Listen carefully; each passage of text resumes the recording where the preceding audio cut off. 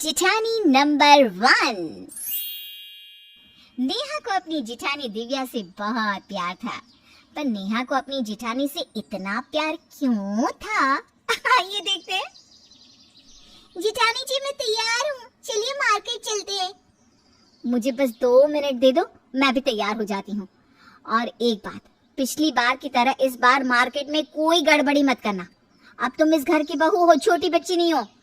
हाँ दीदी, इस बार मुझसे कोई गलती नहीं होगी। और वैसे भी आप है ना मेरी जिठानी नंबर 1, मुझे बचाने के लिए।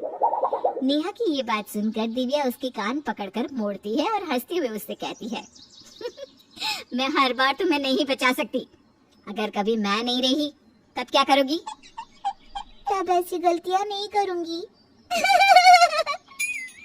अब दोनों देवरानी जिठानी मार्केट जाती है, जहां दिव्या घर के लिए सब्जी खरीदने लगती है, तो वहीं नेहा की नजर आइसक्रीम वाले पर पड़ती है और वो जाकर आइसक्रीम वाले से आइसक्रीम ले लेती है और बिना उसे पैसे दिए वहां से जाने लगती है।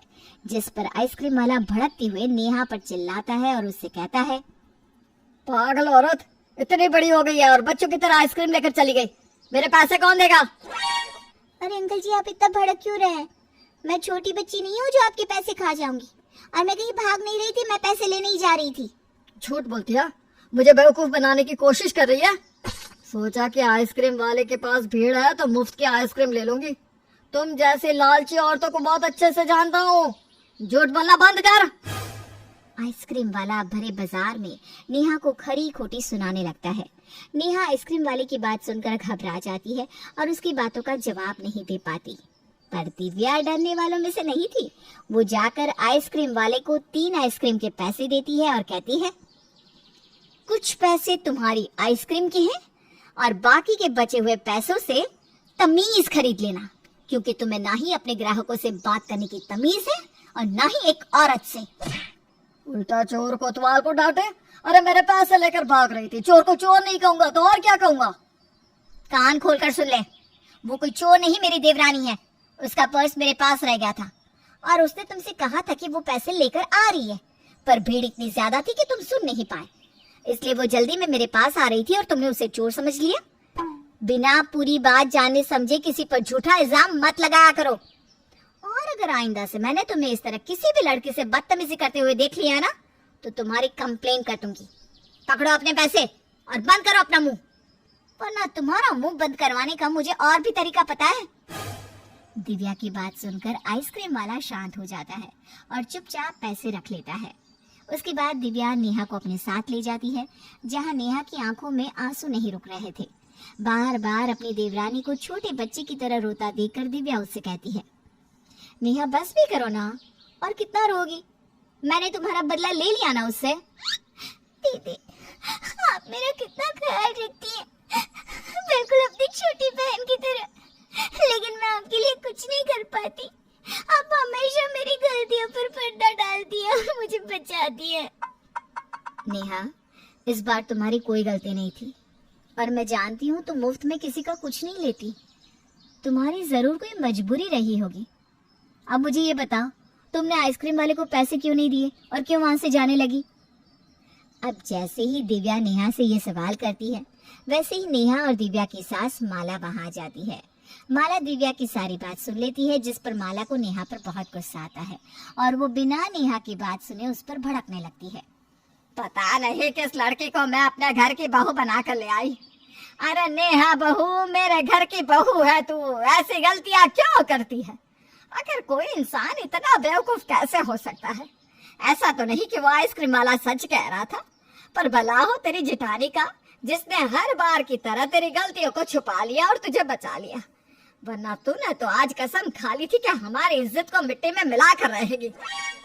माँ जी, आप क्यों हमेशा आधी अधूरी बातों पर विश्वास कर लेती हैं? एक बार पूरी बात तो जान लीजिए। नेहा, बताओ क्या हुआ था? माँ जी, दीदी, मैं चोर नहीं हूँ और ना ही मैं मुफ्त का खाती हूँ। जल्दबाजी के चक्कर में मैं अपना पर्स घर पर भूल गई थी। दीदी सब्जी ले रही थी तो मैंने सोचा कि आज मैं दीदी को उनकी फेवरेट आइसक्रीम खिला दूँ, इसलिए मैंने अपने लिए और दीदी के लिए आइसक्रीम ले ली। आइसक्रीम लेते ही मैंने अपनी आइसक्रीम खानी शुरू कर दी और तभी मुझे याद आया कि मैं अपने पर्स तो घर पर ही भूल गई हूँ। क्योंकि मैंने आइसक्रीम खा ली थी तो पैसे लेने के लिए दीदी के पास जाने लगी, पर उस आइसक्रीम वाले को गलतफहमी हो गई और वो बाजार में मेरे ऊपर भड़कने लगा। देख लिया माँ जी, मैंने कहा था ना, नेहा की कोई गलती नहीं है, जरूर कोई वजह रही होगी। नेहा तुम घबराओ मत और रोना बंद करो, अब सब ठीक है ना? और माँ जी आप भी सख्ती से पेश आना बंद कर दीजिए। हमेशा की तरह आज भी दिव्या नेहा को अपनी सास के गुस्से से बचा लेती है और उसकी गलतियों को भी नजरअंदाज कर देती है। अब इसी तरह से कुछ समय बीत जाता है और हमेशा की तरह इस बार भी नेहा एक गलती करती है। माला को डायबिटीज थी, इसलिए माला का खाना अलग बनता था बिना चीनी के। ऐसे ही एक दिन नेहा घर में सभी के लिए खीर बनाती है, अपनी सास के लिए भी वो शुगर फ्री खीर बनाती है, पर गलती से नेहा अपनी सास को चीनी वाली खीर दे देती है, जिस वजह से माला की तबीयत बिगड़ जाती है। माँ जी क्या हुआ आपको? आपको इतनी घबराहट, बेचैनी और चक्कर क्यों आ रहे हैं? बहू, मेरी तबीयत ठीक नहीं लग रही, मुझे डॉक्टर के पास ले चल जल्दी।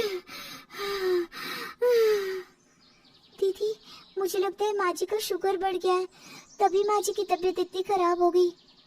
पर माँ जी का शुगर लेवल इतनी जल्दी कैसे बढ़ सकता है?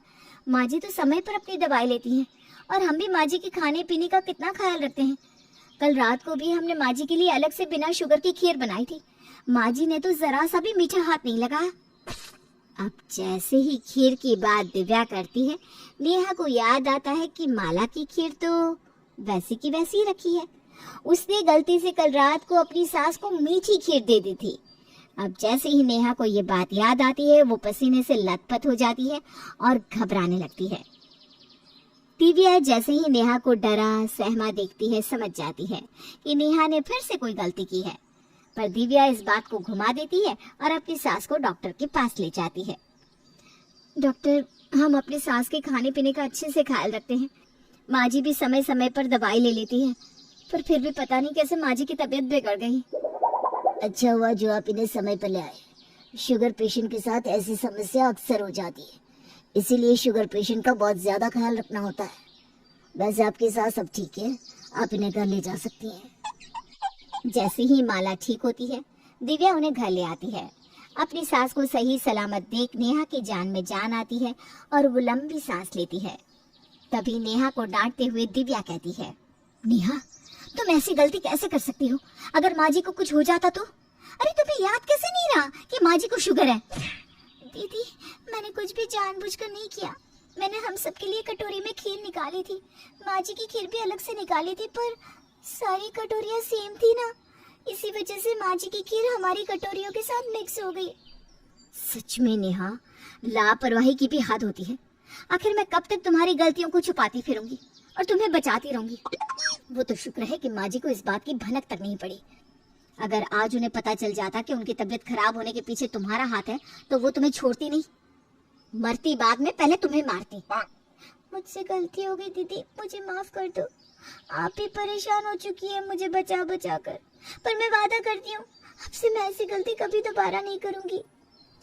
नेहा आज बहुत उदास और दुखी थी, क्योंकि उसकी वजह से उसकी सास की तबीयत खराब हो गई थी। नेहा का उतरा चेहरा देखकर दिव्या को बहुत दुख होता है और वो उसकी सारी गलती माफ कर देती है और उसे हंसाने की कोशिश करती है। मैंने कुछ ज्यादा ही कह दिया ना आज? देवरानी जी, जिठानी जी को माफ कर दो। देखो एक बात ना हमेशा याद रखना, तुम कभी अकेले नहीं हो, मैं हमेशा तुम्हारे साथ हूँ। अब हंस भी दो ना, माँ जी भी तो ठीक है अब। मैं जानती हूँ दीदी, आप मेरी जिठानी नंबर 1 है, आप इसी तरह से मुझे हमेशा बचाएंगी, पर फिर भी मैं आपसे वादा करती हूँ अब मैं गलतियाँ नहीं करूँगी। इतना बोलकर नेहा मुस्कुराती है और अपनी जिठानी के गले लग जाती है। तो अब तो आप लोग भी समझ ही गए होंगे कि आखिर नेहा अपनी जिठानी से इतना प्यार क्यों करती है।